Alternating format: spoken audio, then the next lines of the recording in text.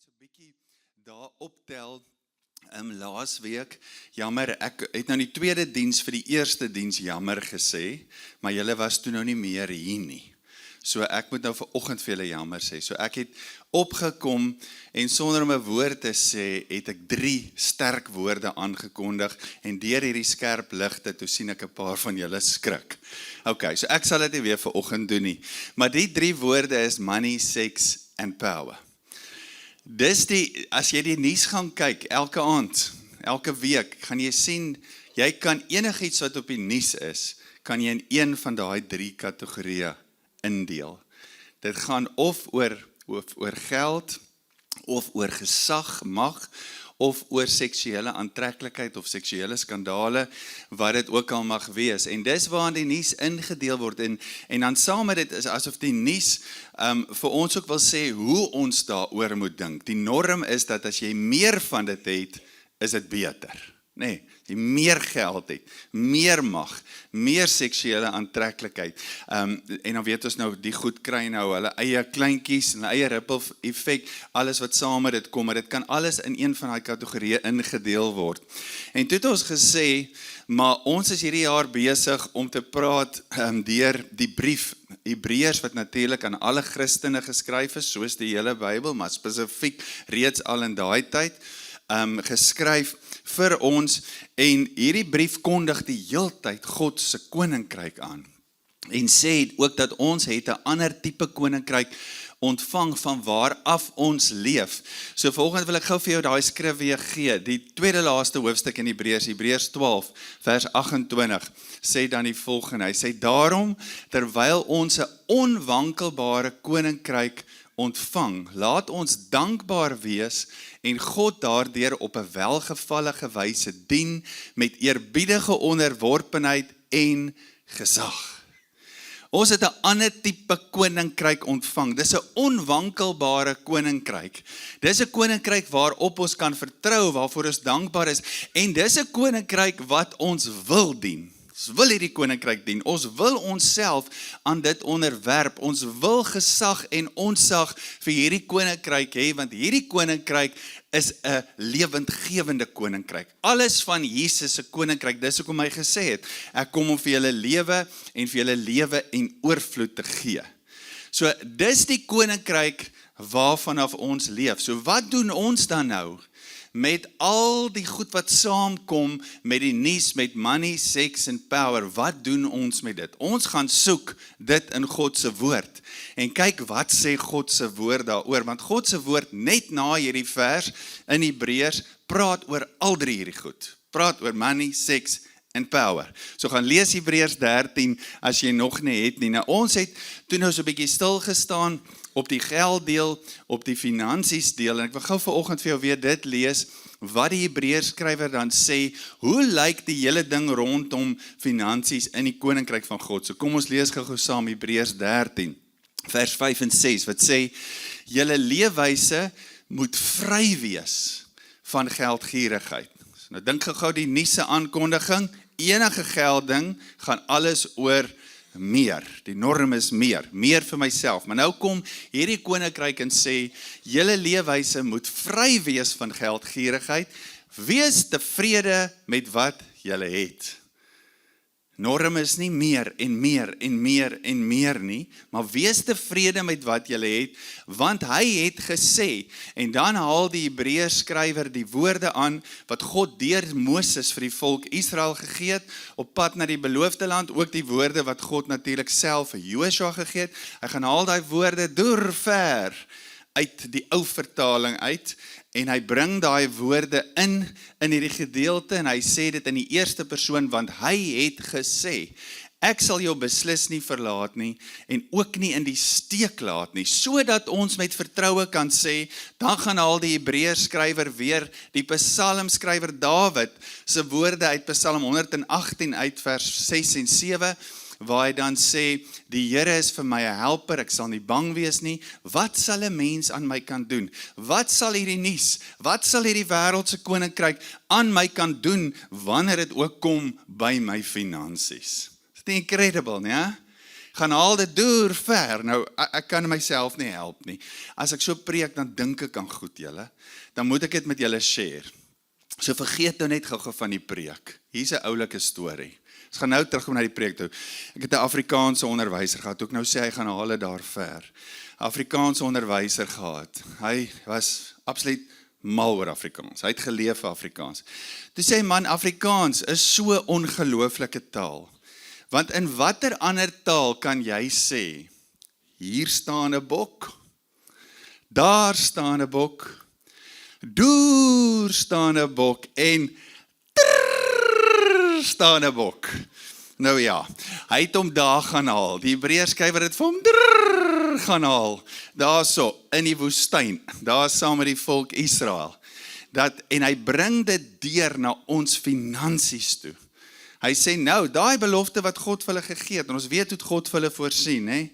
Die manna, die kwartels, die water uit die rots, né? So het God aangehou om vir hulle te voorsien. Hy was getrou. Hy sê, kom ons vat daai trek rekord van God en ons bring dit nou in hierdie onwankelbare koninkryk. Kom ons bring dit na julle finansies toe. God gaan vir julle sorg. Die Psalm 118 begin Dawid eintlik met die woorde, maar dis waar hy dit gaan haal. Hy begin eintlik met die woorde, die Here is vir my. Hy's vir my. En laasweek het ons dit vasgemaak. Ek gesê, laat daai penny net drop in jou lewe. As dit kom by jou finansies, by jou besigheid, wat 'n aspek ook al van jou finansies, maak dit net vas in jou lewe. God is vir my. As God nie vir jou was nie, sou nie een van ons vanoggend hier gewees het nie. Ons sou soos die volk al omgekom het, of hipoteties soos wat hulle sou kon omkom, sou ons al omgekom het, as God nie vir ons tot hier gesorg het nie. So God is vir my, hy sorg vir my, die Here is my helper. En ons het gesê, hierdie hele gedeelte praat van 'n onwankelbare koninkryk, omdat ons op God kan vertrou. Hy roep ons vir 'n lewe van vertroue in hom, wat hy sê, wat hy doen, sy manier, wat anderste is as die wêreld se manier, en ons kan hierdie koninkryk vertrou. Hy roep ons vir 'n lewe van vertroue. Nou, vanoggend is dit my voorreg om aan iemand aan julle voor te stel. Dis een van ons Doxadeio vennote van George, Daniel van der Merwe. So ek gaan vir Daniel roep en vra om my te kom join hiervoor. En Daniel is 'n jong man wat 'n pad, net Daniel, jong man. As hy 'n jong man, dis waarvoor die ander mic is. 'n jong man wat 'n pad met die Here stap, 'n pad van vertroue. Hy sal dit self ook sê, maar hy is die eienaar van die Staccato musiek besigheid wat julle almal ken, onder in die Langeberg Mall in George en in Oudtshoorn. So Daniel, dankie dat jy vanoggend met ons share. Dis lekker om jou te hê en ons luister graag. Awesome. Dat sê goeiemôre julle. Dankie Nagel. Dankie julle vir die voorreg om 'n bietjie te kom my storie deel. Is altyd lekker om te kan praat oor die Here en sy goedheid. En ek wil jou uitdaag om dit regtig te doen. Maak dit 'n prioriteit in jou lewe om as daar goeie dinge gebeur, dit regtig te deel. Ek en Ansel gesels nou vinnig daaroor. We've overcome by the blood of the lamb and the word of our testimony. Dit wat Christus gedoen het en dit wat ons kan vertel wat hy gedoen het in ons lewens. En dis hoe mense gaan overcome in hierdie wêreld en hierdie lewe van ons. So net so 'n disclaimer vinnig, hier is nie 'n teaching oor geld nie. Ek is nie 'n pastoor nie. Ek kom vertel net vir julle my storie. En ek is nie 'n ryk man nie. Ek werk hard vir my geld. My tyd is kosbaar en dis min en ek het 'n familie waar ek wil wees en ek het dieselfde dinge waardeur julle gaan. Ek stres ook baie keer. Ek het ook moments waar ek onseker is. En dis wanneer ek myself anker in die woord van God. En ek gaan vir julle 'n klomp skrifte net deel terwyl ek so 'n bietjie van my storie vertel. En die eerste een is Spreuke 3 vers 6 wat sê: "Ken hom in al jou weë, dan sal hy jou paaie gelyk maak." En dit is die lewe wat ek probeer leef saam met my vrou. Haar naam is Alzet.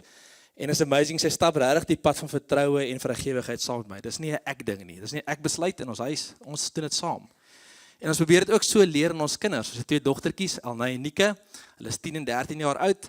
En ek het so 'n amazing ding gelees en ek gaan 'n bietjie by my notas hou, anders gaan ek daar gaan hom drrr haal as ek nie as ek by die notas hou nie. So vergeef my as ek so 'n bietjie lees. You teach what you know and you reproduce who you are. En dit is wat ek en my vrou probeer oordra aan ons kinders. Ons probeer vir hulle wys hoe die lewe geleef moet word. As ons goed is lees in die Bybel, ons maak dit ons eie, dan wys ons en ons leef dit saam met hulle. You reproduce who you are. En ons het ook so groot geword. Ek is van 'n Merwe en dis 'n van 'n Merwe ding nog al die jare. Ons is geleer deur ons ouers hoe om te leef. En ek het gewoon op 'n plot net buite Pretoria. Ek is 'n lekker maar plotter. Niks was fancy nie. Maar die amazing ding vir my ouers in ons ouer huis is, daar was altyd genoeg om te deel. En selfs al was daar min, was daar altyd genoeg om te deel. Daar was altyd nog plek aan ons tafel. Ons het altyd vir iemand iets gegee. Ons het altyd mense genooi om te kom kuier, te kom oorslaap. Daar was altyd vrugte uit die boord uit en my ma het hard gewerk en ingelê en daar was altyd 'n botteltjie jam of konfyt of ietsie saam.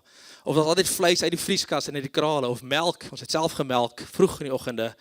En ons het altyd vir mense iets saam weggestuur. So ons het regtig by ons ouers geleer. Daai selfde ding wat ons vir ons kinders probeer leer, het ons by ons ouers geleer om te reproduce who you are. Ons ouers het altyd gegee uit die oorvloed wat in ons huis was.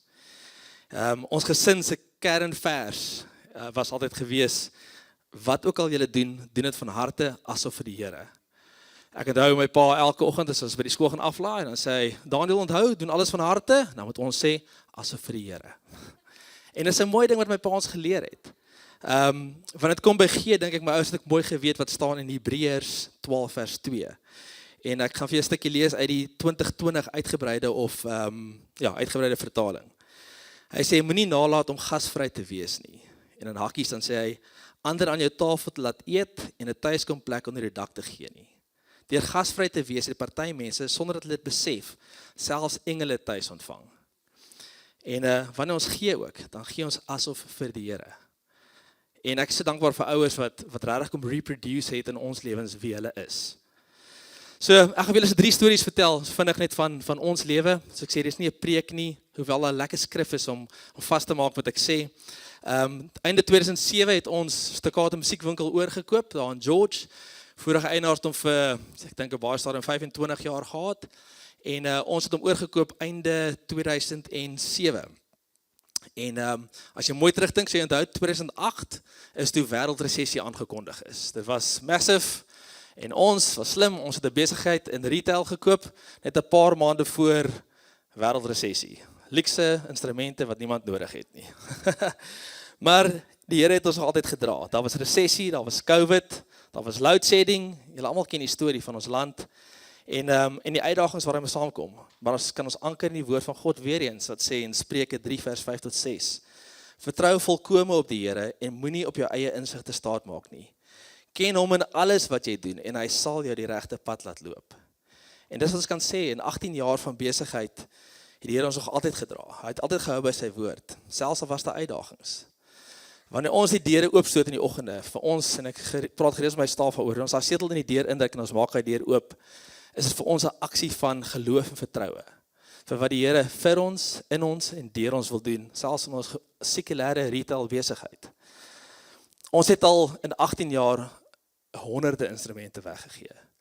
Ons het, ek kan nie eens onthou meer nie. Ons het al soveel geld weggegee. En dis nie, ek wil vir jou wil sê, hoorie, ons is amazing nie. Dis wat die Here kom doen. En die Here het kom doen meestal in tye en ons uitgedaag om dit te doen in tye wat ons self nood gehad het.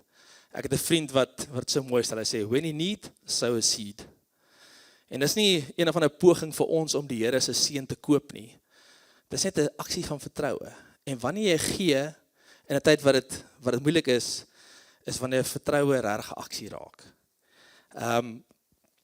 Ons het ook deur die jare die gewoonte gekweek om te gee wanneer dit goed gaan en te erken wanneer dit goed gaan.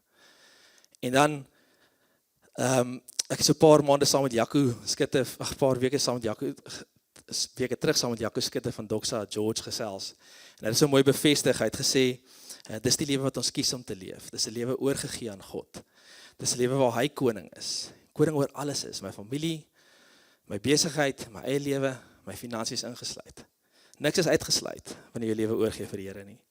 En Paulus skryf in Filippense 2 vers 13, vir lees uit die Afrikaans 53 vertaling eers, want dit is God wat in julle werk om te wil, sowel as om te werk, na sy welbehae.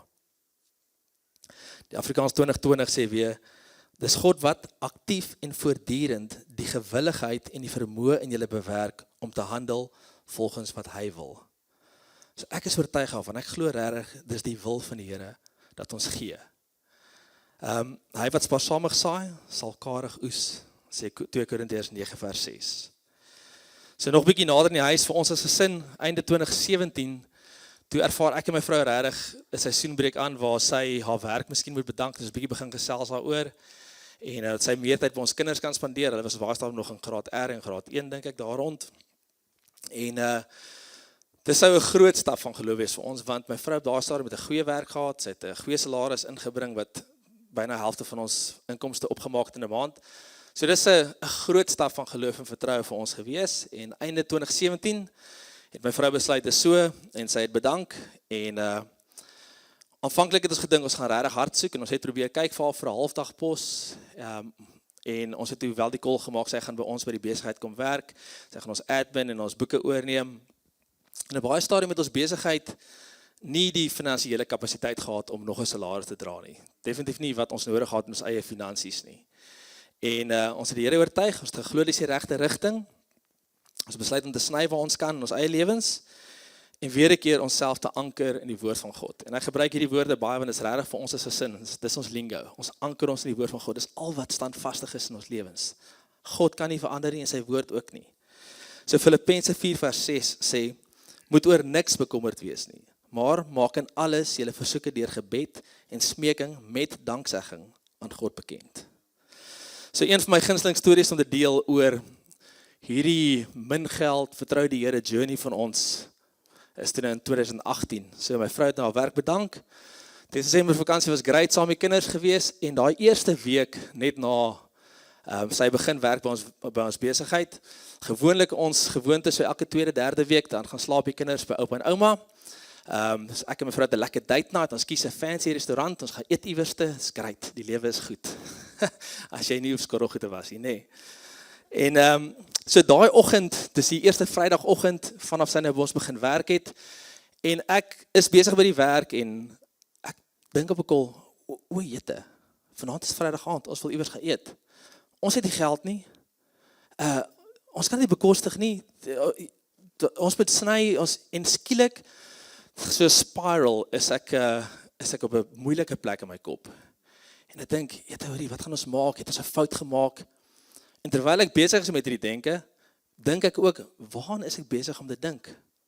En ek onthou daai skrif wat sê in 2 Korintiërs, en elke hooghartige aanval wat teen die kennis van God gerig word, ons neem elke gedagte gevange om dit aan Christus gehoorsaam te maak.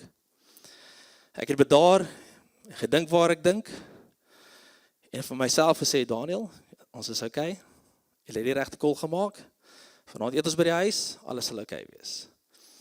En die Here is net so amazing, en soms ek aan dink, raak ek regtig bewoe. So wat 'n uur of 2 na hierdie moment, so 1 uur of 2 na die moment, van ek so stres, stupid, hy wys nog altyd hy is goed, en ek het in die moment van stres, kom 'n vroukie in, ek en sy het saam gewerk in 'n projek, Desember 2018, sy is 'n interior decorator, en ek doen klank, en ons het by 'n huis, het sy die meubels mooi gemaak, en ek het 'n studio vir die ou ingerig, en ek en my vrou het een aand somme, na ons ook iewers geëet het op Vrydag aand, het ons gegaan, en ons het daar 'n bietjie gaan help, ek wil my vrou gaan wys hoe amazing is hierdie huis in Oubaai, en ons kom toe daar, en ons sien toe net, sy is regtig oorweldig, die vroukie, die interior decorator, en ons besluit, kom ons help, ons skuif 'n bietjie meubels rond, ons maak 'n paar beddens op, ek wys my vrou die huis, ons het 'n lekker aand gehad, ons help so 'n bietjie, ons pak 'n paar tafels uit, en help haar net so 'n bietjie. Doen dit, maak klaar, vergeet dit, en daai selfde oggend waar ek hierdie stress moment het, kom sy in die winkel ingestap, en sy sê, sy het skoon vergeet, sy het al weke lank ry, sy met iets in haar kar rond, sy wil vir ons kom dankie sê, vir ons hulp daai aand. En ek sê, ja, geen probleem, en sy sê, nee, maar sy wil net regtig vir ons ietsie gee, en wat sy het vir my gee, daai selfde oggend wat ek hierdie stress moment oor, ons kan nie gaan eet nie het, is regtig iets wat ek glo die Here georchestrate het. Sy gee vir my 'n gift voucher vir R500 vir die fancieste restaurant in George, om dankie te sê. En in daai oomblik het ek net besef, weet, die Here het nie net vir my kom sê, julle is op die regte track, julle het die regte besluit gemaak nie. Hy het vir my kom sê, hy het ons, hy ken ons kan hom vertrou. Wat vir ons belangrik is vir hom belangrik. Ons dien 'n amazing God. So kom 2020 toe ook en ons is gelukkig vertroue is vasgemaak in ons lewens en ons harte. En in Januarie 2020, so ons 2020 storie het so 'n bietjie voor begin as meeste mense sin. Januarie 2020, een Sondagoggend, kry ons 'n oproep van ons sekuriteitsmaatskappy en toe ek sien hulle bel, sê ek vir vrou, hulle het ingebreek. Ek het net geweet. Maar met die grootste rustigheid en vrede tel ek die foon op en hulle sê toe nee, ek moet vinnig kom. Trek aan en ry winkel toe, maar die rustigheid en die vrede kan ek nie vir julle verduidelik nie. Wat kom saam met vertroue in die Here. En kom toe daarso, hulle het toe ingebreek, hulle het so 'n venster opgeslaan en binne 5 minute het hulle met 100 000 rand se instrumente uitgestap. Skade is groot en groot stories, hulle het die karwagte gejaag, dit was 'n gewapende roof, gelukkig niks erg gebeur nie. Maar die hele tyd was ek nie vreesbevange of angstig nie. Ek het net geweet die Here het ons. Ek het met daai vertroue in my hart geleef. Hy het soveel keer kom bewys al. En ja, onthou net Filippense 4:6 weer eens, moet oor niks bekommerd wees nie, maar maak in alles julle versoeke deur gebed en smeking met danksegging aan God bekend. En toe kom lockdown. So ons is daai week net voor lockdown, is ons in Langebaan by my skoonma.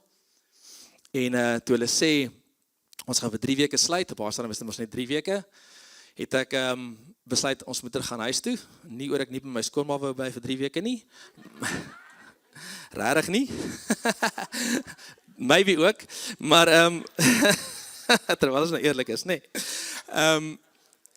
ek ervaar toe net, ek sê vir my vrou, ek dink ons moet ry, ek het nodig om my staaf in die oë te gaan kyk, en vir te gaan sê, gaan rus, ons gaan okay wees, die Here het in my hart gedrop, ons sal okay wees. Ons het George toe gery, en ek het eers gestop in Mosselbaai, en toe George toe, en ek het elke staafmember se hand gevat en geskit en gesê, gaan rus, wees rustig, die Here het ons, hy sal voorsien. Ek het nie geweet hoe nie, ons het nie duisende rande reserves gehad nie, maar die amazing ding is, ons het deur COVID ons staaf ten volle bly betaal. Ons kon reëlings tref met al ons verskaffers vir wie ons geld geskuld het, en hulle was oop daarvoor, en ons het hulle elke sent terugbetaal. Ons kon van ons kliënte wat ons geld geskuld het, sy gelde afskryf. En die Here het voorsien.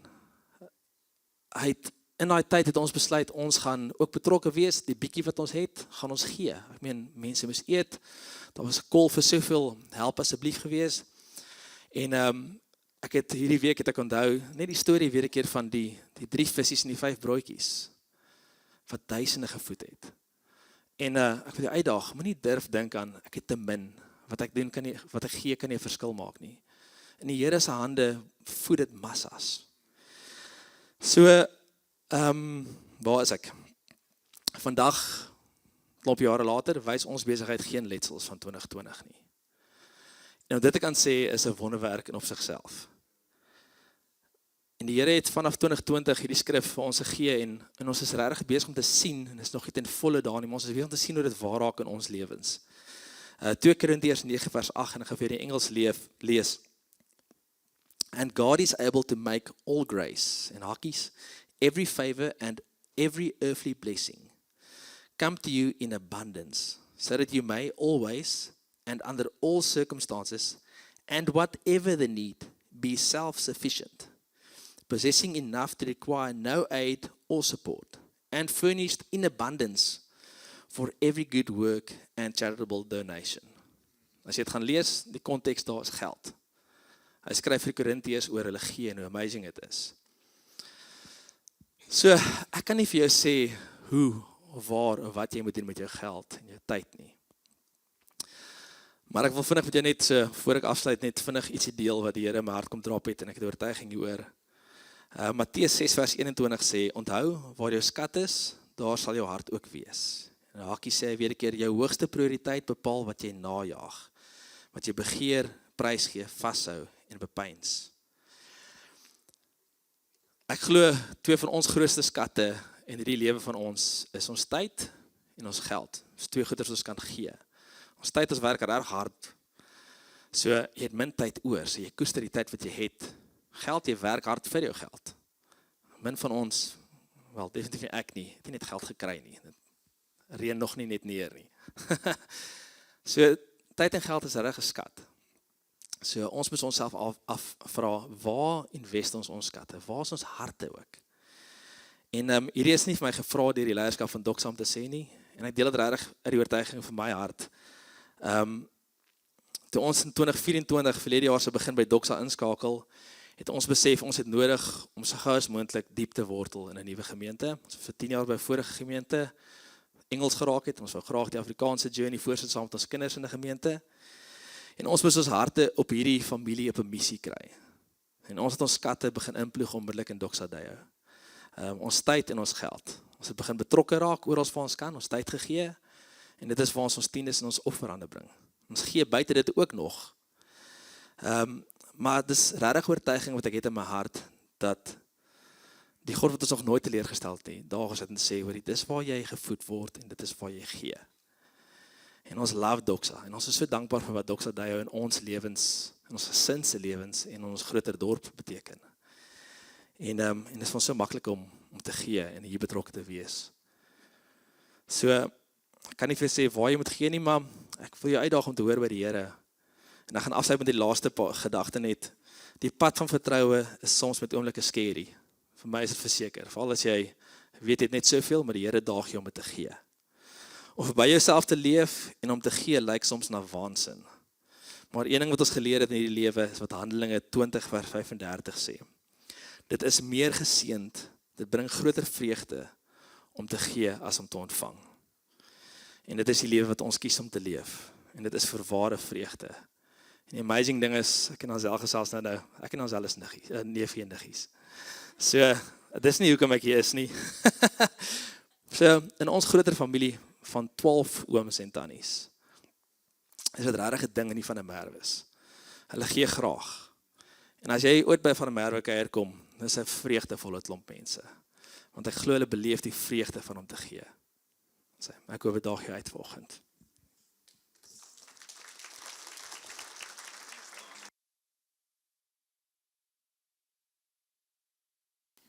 Terwyl Daniel praat, toe dink ek, hoeveel stories het Jesus vertel en hoeveel gelykenisse het hy vertel. Ek weet een van die Engelse vertaling sê, dis nou maar, ek dink nie, ek kan nie onthou wat sê in die Afrikaans nie, maar in die Engels sê dit, why did Jesus tell stories? En hy het stories gebruik, en van hy stories was werklik, en ander was net gelykenisse, om die krag van dit te gebruik. En wanneer ons stories hoor soos hierdie, dan weet ons ook, dat dit wat ons glo, van hierdie onwankelbare koninkryk, is nie net teologie nie. Dis 'n absolute werklikheid. Nou, ek het dit ongelukkig nie op die skerm nie, maar Daniel, terwyl jy so praat, miskien sommer net 4 goed wat uitstaan, en as jy skryf, dalk notas maak en dalk neerskryf, miskien beteken dit vir jou iets. En terwyl jy so praat, dink ek sommer, as ons praat oor vertroue, as ons luister na jou storie, dan gaan alles van ons lewe nie oor wat ons het nie. Dit gaan oor wie ons het.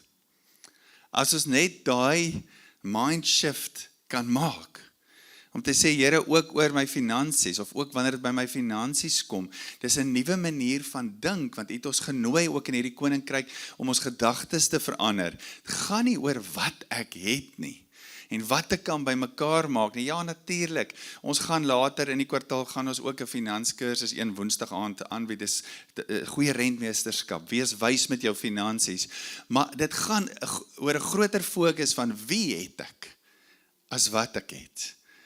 Want hom wie ek het, as ek dinge begin doen, soos wat hy my lei, en met my praat, en vir my wys, en sy manier, God wil nie iets van ons hê nie, hy wil iets vir ons hê. Hy wil lewe vir ons hê, en daarmee saam, dink ek, is dit 'n standpunt van Doxa Deo, as ek so ver kan gaan, ek glo ek kan dit sê, om te sê ook dat ons spreek nie van die kansel af prosperity nie, maar ons spreek dat God vir jou sal sorg, en dat God getrou sal wees. Dis dalk die eerste ding. Die tweede ding is, wanneer ons leef met vertroue, dan help dit ons met tevredenheid, nee, contentment. Dis wat Paulus sê, ek het geleer om tevrede te wees. En wanneer ek tevrede is, bewaar dit my van gierigheid, dit bewaar my van vrees, dit bewaar my van comparison, vergelyking, dit bewaar my van daai onderliggende sekondêre woede, hoekom het hulle dit, hoekom het ek nie dit nie, hoekom het hierdie vriend of hierdie familielid vir my dit en nie ek nie, dit bewaar ons van 'n klomp goed. So wanneer ons met vertroue leef in God, as oë na hom toe draai, maak dit ons ook tevrede en dit raak soos 'n siklus. Wanneer ek tevrede is, het ek weer meer vertroue. Maar saam met dit, Daniel, die skrifte wat jy ook gebruik het, en hy self Filippense 4 sê Paulus, ek het geleer om tevrede te wees. So tevredenheid gebeur nie sommer net nie, kyk maar na jou kindertjies. Jy moet hulle leer om tevrede te wees, ons leer hulle van kleins af, ek onthou daai twee van ons, dit was soos 'n rympie in ons huis, sharing is caring, and caring is sharing, ek sien van julle onthou hom, ons leer dit, iets wat ons aanleer, en so ook, soos wat ons vertroue in die Here sit, en groei in ons geestelike pad, ook met my beursie, ek kan nie my beursie uit God se koninkryk uithou nie. Dis integraal deel van dit. Dis ook 'n area waar die Here my wil mature. So daar leer ek dit, die woord van die Here deur geleenthede soos vanoggend, deur sy gees, deur gehoorsaamheid leer hy dit vir my. Dan miskien die derde ding wat ek opgetel het is, wanneer ons tevrede is, wanneer ons met vertroue leef, Daniel, jy het gepraat oor twee skatte wat ons het, ons tyd en ons geld. Is dit nie die twee goed wat ook in ons wêreld 'n verskil maak nie? As jy jou tyd begin gee, dink maar net daaraan om by iemand stil te staan. Iemand wat nodig het om met iemand te praat, iemand wat hulp nodig het. Ek kry altyd die ouens so jammer as hulle papwiel het en almal ry net verby. Ek onthou dit vir my eendag so baie beteken, daar op die highway en P, dis net karre, P kan nogal traffic kry hoor, en ek kry 'n papwiel, en daar kom stop 'n bakkie agter my, en hier kom hierdie boer sê, en hy sê, oom, kan ek jou help? Ek het hom amper gesoen. Want toe daai tyd het ek gesukkel met my rug, ek kan dit nie doen nie. En ons weet nooit, wat gaan in ander mense se lewens aan nie. So tyd is 'n kosbare skat, maar so ook ons geld. En geld het 'n manier om te help, om goed te verander, ook om goed nuut te maak. Ons wil partykeer geestelik dink oor 'n klomp goed, maar ons wil nie oor geld geestelik dink nie. Maar geld help om goed te verander. Geld help om God se koninkryk te bring. Geld help om goed nuut te maak. En daarom is die twee skatte in ons lewe so belangrik. So wanneer ek leef met vertroue en tevredenheid, begin ek te leef met spasie in my lewe. Ek hou spasie oor, sodat ek my tyd en my geld ook kan gee vir goed wat regtig belangrik is. Goed wat regtig 'n ewige impak in my wêreld gaan hê en vir die toekoms natuurlik. En dan die vierde ding wat ek sommer aan gedink het, is dat, Daniel, toe jy dit sê, toe is dit soos, koue water op my, is dat, toe jy sê, ek is nie 'n ryk man nie, maar ek gee. Ons almal kan gee. Ons almal kan gee, ons hoef nie te wag totdat ons skat ryk is om te gee nie, maar juis soos wat ons gee, so werk God ook met dit. Daarom sê hy het 'n blymoedige gewer lief. Nou vanoggend, as ons dit oor hierdie praat, ek meen dis die eerste keer in my lewe wat ek dit so sien, so slide. Sy glorie, sy heerlikheid, his glory, my geldige storie, my geldstorie. Hulle is nie uit mekaar uit nie, hulle is by mekaar. Dis deel van God se heerlikheid wat hy in ons wêreld wil bring. Daarom praat Hebreërs 13 oor hierdie 3 fasette wat altyd op die nuus ook is. En as ons dink aan sy glorie, my geldige storie, dit is 'n lewe van gee, dis 'n lewe van uitkyk, dis 'n lewe van help, dis 'n lewe van regtig onder iemand of onder 'n situasie inkom. As ons vanoggend net na die nagmaaltafel kyk. Ons God, kom ons hoor net gou hierdie. Ons God in die 2025 vertaling. Ons God is 'n ryk God. Maar op 'n manier het hy arm geword.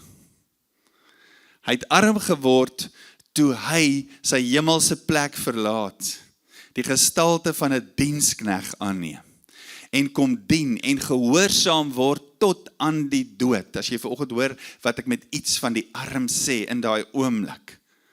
Hy het die swaar, hy het die moeilik, hy het dit op hom kom neem, hierdie ryk God, juis sodat hy kon gee, hy kon alles gee, hy het sy seun verloor, die rykdom van sy seun het hy gegee, sodat ons die voordeel, dit klink so nie gewigtig genoeg nie, die voordeel, maar sodat ons die voordeel van dit kon beleef, as daar nie 'n God was, wat besluit het, om te gee nie, was daar vandag niks nie. Dan was daar ook nie vandag nagmaal gewees nie. En ons gaan vanoggend as 'n gemeente, as gelowiges saam, gaan ons nagmaal gebruik, en ek wil jou nooi om dit vanoggend te doen met 2 fokus, of dalk 3, kom ons kyk gou-gou. Die eerste een is net om te weet, as ek vanoggend aan die nagmaal deelneem, Here, u koninkryk is 'n vrygewige koninkryk, u koningskap, u as God, is 'n vrygewige koning, en dankie vir wat u vir my gedoen het, by die kruis. Dankie vir die liggaam wat vir my gebreek was, die bloed wat gevloei het, my gewas het, my kom bedek het, my skoon gemaak het, sodat ek kan ingesluit wees by verlossing. Eerstens dit, die tweede ding vanoggend, ook om te sê, Here, terwyl ek die nagmaal gebruik, weet ek ook, dat ek hoor hierdie onwankelbare koninkryk, ek wil in hierdie koninkryk dien, ek wil my onderwerp aan hierdie koninkryk, en dit sluit ook my geldige storie in. U roep my ook dat my geldige storie ook 'n storie van die heerlikheid sal wees. En vanoggend, saam met dit, Here, dankie dat ek kon deel raak, ingesluit is, maar alles vanoggend, Here, kon vertrou van myself, kon vertrou ek ook aan u toe. Ek sê ja vir u, omdat u ja gesê het vir my. So ons gaan vanoggend bid, en dan gaan ons die nagmaal gebruik, maar saam met dit, is daar iets wat ons vanoggend wil doen. Nou, ons weet, dit is so te sê, die einde van die maand, en die einde van die maand gee baie van ons mense, hulle finansiële bydraes, hulle tiendes, so dalk wil jy dit vanoggend doen, dan kan jy die koevert gebruik vir dit, en in die geebokse sit agter. Maar as leierskap het ons gevoel, daar's iets wat ons vanoggend saam met hierdie woord wil doen as gemeente. Ons as gemeente wil gee op 'n sekere manier vandag, en volgende week gaan ons dit ook doen op 'n ander manier. So, vandag wil ons jou nooi. Ons wil vandag graag mense help, wat dalk volgende hier sit in ons gemeente, en jy het onmiddellike nood. Miskien weet jy nie, hoe gaan jy vanmiddag of môreoggend kos koop nie. Miskien weet jy nie, waar gaan die petrolgeld vandaan kom, om môre werk toe te ry nie. Miskien het jou kind iets baie dringends nodig, en jy weet nie hoe jy dit hierdie week gaan doen nie. Ek praat nie vanoggend van huispaemente en karpaemente en luksehede nie. Ek praat van onmiddellike behoeftes. Laat jou kreatiwiteit gaan. Daar's miskien medikasie wat jy môreoggend moet kry. Jy het nie die kontant daarvoor nie. So wat ons vanoggend gaan doen, op elke nagmaaltafel is daar ekstra mandjies. As jy vanoggend wil bydra tot dit, gaan ons vanoggend vir die geleentheid gee om jou kontant daar te kom insit. En dan wat ons gaan doen vanoggend na die diens, ons bid gewoonlik vir mense in die kapel. Ons gaan vanoggend vra dat die gebed, as jy gebed nodig het, hier sal skuif, hier na die hoek toe, na my linkerkant toe, saam met ons bidders. En dan gaan ons vanoggend in 'n privaat spasie, in 'n privaat omgewing, gaan ons vanoggend hierdie mandjies vat. Ons gaan dit nie kontroleer nie. Maar jy gaan vanoggend, as jy onmiddellike nood het, kan jy kom daar by die kapel deur in, as die diens verdaag het. Jy kan kom in 'n gecontroleerde, veilige omgewing, kan jy kom vat wat jy nodig het. Ons wil vanoggend gee. Maar ek wil vanoggend ook vra, as jy kom vat, om net ook te weet, daar's ook ander mense wat ook behoeftes het. Maar ons wil vanoggend dit ook as 'n gemeente oefen. Om te sê, Here, ons is ook 'n vrygewige gemeente. Ons wil vanoggend help. In hierdie oomblik, terwyl ons oor dit praat, Jakobus sê, nee, moet net hoorders van die woord wees nie, maar word daders. So ook volgend, as jy wil deelneem aan dit, is jy baie welkom. Maar kom ons sluit ons oë, dan gaan ons saam bid, voordat ons die nagmaal saam gaan gebruik. Here, vanoggend, kom sê ons vir u dankie, vir u vrygewige liefde. Sê vir u dankie, Here, vir wie u is. 'n God wat lief het. 'n God wat alles gegee het. sodat ons kan hê. En vanoggend, Here, kan ons dit noem 'n vrygewige God, want liefde gee, liefde doen. Here, vanoggend loof ons U ook dat U ons deel gemaak het van dit. 'n Liefde, 'n gee wat ons kom verander het, maar nou, Here, ook hier as Nuwe Testamentiese kerk roep U ons om deel te wees van dit. Hebreërs skrywer, die brief waarmee ons so besig is in hierdie tyd, praat in hoofstuk 3 daarvan, ons is nou deelgenote van hierdie heerlikheid. God het dit bestem en beplan dat baie kinders sal deel kry aan hierdie heerlikheid. En vanoggend, Here, wil ons saam met hierdie nagmaal waar ons vir U dankie sê vir alles wat U vir ons gee en doen, dit wat begin het, wat van die begin af in God se hart was, die hoogtepunt aan die kruis, Here. Saam met dit, die dankie wil ons ook vanoggend, Here, vir U sê, ons vertrou ook ons lewens aan U toe. Alles van ons lewens, Here, alles, al ons skatte ook, ons tyd, ons talente, Here, ons finansies, alles, Here, wy ons en vertrou ons ook aan U toe. Dit behoort aan U, Here.